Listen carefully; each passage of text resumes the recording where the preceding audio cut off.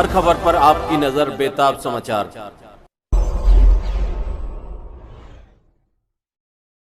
दोस्तों नमस्कार, आदाब, सत श्री अकाल, अस्सलाम वालेकुम। मैं हूं S.A. बेताब और आप देख रहे हैं बेताब समाचार एक्सप्रेस।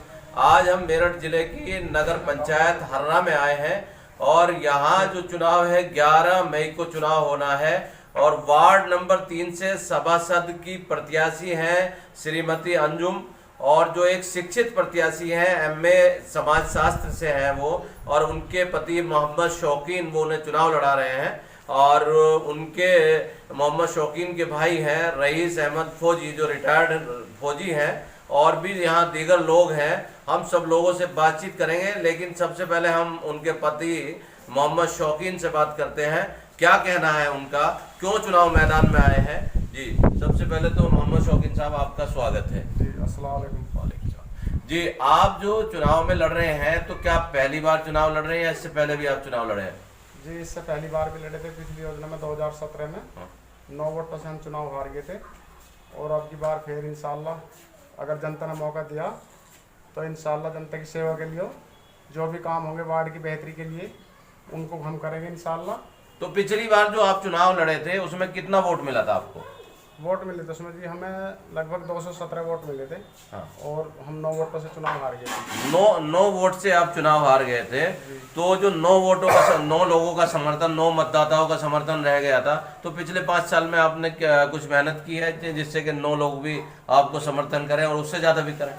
जी मैं लगातार 5 साल से लगभग ऐसा है कि जैसे चुनाव अब चल रहा है वैसे मैं लगातार 5 साल से चुनाव लड़ रहा हूँ और मेहनत कर रहा हूँ, अपने साथ लोगों को जोड़ने की कोशिश कर रहा हूँ। हर संभव जो भी मेरे से है, जितनी मेरी बिसात है मैं उससे भी ज़्यादा मतलब पूरी कोशिश लगातार 5 साल से है कि लोग मेरे से जुड़े और मैं चुनाव में इंशाल्लाह इस चुनाव में अब की बार कामयाब हूँ। अगर आपको कामयाबी मिलती है तो वार्ड में क्या क्या काम करेंगे आप? जी जो वार्ड की जो ज़रूरत होगी उस टाइम पर साफ़ सफाई की, लाइटों की, रास्तों की मतलब खड़ंजे की रास्ता वास्ता ठीक कराने की, इनकी जो भी समस्या होगी वार्ड की, जिस चीज़ की भी ज़रूरत होगी वार्ड की उस समय पर उसकी कार्रवाई होगी। उस जो भी जो सभासद के क्षेत्र में जो काम आते हैं वो इनका कहना यह है कि उन सारे कामों को करेंगे। यहाँ पे रईस अहमद जो रिटायर्ड फौजी हैं, आप तो देश की रक्षा के लिए जो है बॉर्डर पे लगे रहते हैं, तो ये अब ये राजनीतिक क्षेत्र में आप जो है यहाँ आपके परिवार से अंजुम चुनाव लड़ रही हैं, तो क्या कहना चाहेंगे?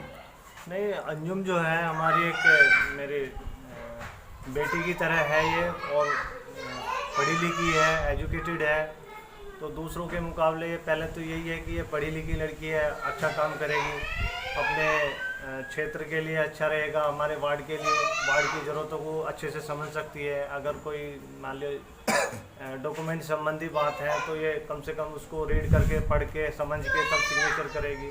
तो पढ़े लिखे समाज का, पढ़े लिखे बच्चे का अक्सर ये देखा गया है सभासद के जो प्रत्याशी होते हैं, जो जीतने के बाद वो सभासद की जो जिम्मेदारियां होती है उस जिम्मेदारियों का निर्वहन नहीं करते हैं, तो आप इस बारे में क्या कहना चाहें?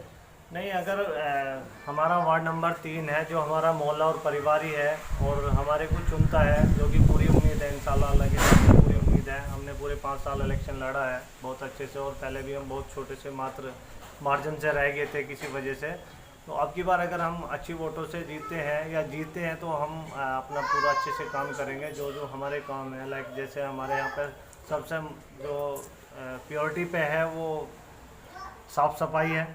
यहाँ पे साफ़ सफाई बहुत तरीके से की जाएगी, कहीं भी पानी नहीं रुका जाएगा। जैसे कहीं पानी रुक जाता है, नालियाँ भर जाती हैं, मच्छरों का प्रकोप होता है, कई बार जो है स्वास्थ्य की अगर मतलब जो गंदगी से जो है मतलब स्वास्थ्य की समस्याएं पैदा हो जाती हैं। देखो, स्वास्थ्य की समस्या के लिए एक बहुत बड़ा कारण है जो पूरे नगर के लिए समस्या बनी हुई है, उस पर भी हम आपका ध्यान आकर्षित करना चाहते हैं। जैसे यहाँ का पेयजल है, जो नीचे का वाटर लेवल है उसमें कुछ दूषित पानी का आती है, जिससे हमारे गांव में और पूरे कस्बे में बहुत सारी दिक्कतें आ रही हैं। जैसे काला पीलिया की शिकायतें बहुत ज़्यादा हैं, तो उसके ऊपर भी हम अपने जो नगर पंचायत अध्यक्ष होगी या ईओ होगा उसको हम अपनी समस्या रखेंगे कि भाई इस तरीके से इस वाटर लेवल को चेक किया जाए, आफ्टर दैट इसके ऊपर कार्रवाई की जाए। तो उसके लिए हम पूरा हर संभव प्रयास करेंगे। दूसरा सर, जैसे कोई अभी गर्मी का मौसम है, मच्छरों की तादाद बहुत ज़्यादा है, तो उसके लिए भी हम जो फर्टिलाइज़र किया जाता है, जो दवाई छिड़की जाती है, उसके ऊपर हम काम करेंगे। और दूसरी है आपसी सौंदर्य, उसके लिए हम मेन प्रायोरिटी ये है कि हम आपस में सबका, अपना मोहल्ले का, अपने कुनबे का, अपने वार्ड का, अपने गांव का एक तालमेल बना के रखेंगे, जिससे हमारे में कोई भी इस तरह का डिस्प्यूट ना हो। सभी को मतलब साथ लेकर के, सबको साथ लेकर के, और जो क्षेत्र का, जो वार्ड की जो समस्या है उनका निराकरण करने की इनके प्रयास रहेंगे, ऐसा है कुछ मानना है इनका। यहाँ पर एक साहब और है। जी जी जी, क्या नाम आपका? मेरा नाम मोहम्मद शहजाद चौहान है। हाँ जी। और मैं 5 साल से सभा सदी की तैयारी कर रहा था, फुल तैयारी थी। जो आप तैयारी कर रहे थे, तो आपने चुनाव ना लड़ने का फैसला क्यों किया? मैंने चुनाव लड़ने का ये फैसला किया, ना लड़ने का ये फैसला किया है क्योंकि मेरे सामने मेरी चाची अंजुम, जिससे कि पढ़ी लिखी है ये, और हमने ये सोचा जो पढ़े लिखा काम कर देगा वार्ड में अपने में, वो हम जैसा नहीं करेगा। तो इसलिए मैंने निर्णय लिया है कि मैं अपनी चाची को लड़ाऊंगा इलेक्शन और उनके लिए मेहनत करूंगा। पढ़ी लिखी और शिक्षित है ये, तो इसलिए मैंने अपना निर्णय लिया है।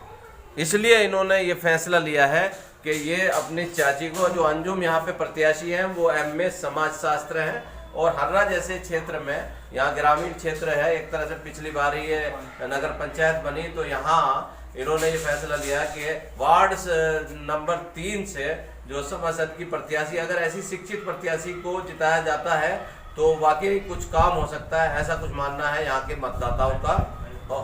और कोई कुछ कहना चाहता है? जी इरफान साहब। जी इरफान नाम है आपका? जी जी जी, क्या कहना चाहेंगे इसके वार्ड नंबर 3 के बारे में? जी जी, वार्ड नंबर 3 के बारे में यही कहना चाहेंगे कि जो हमारी जो प्रत्याशी हैं ये बहुत ही ज़्यादा शिक्षित हैं, जो कि पूरे नगर में 2-4-10-5 ऐसी पाएंगी शिक्षित।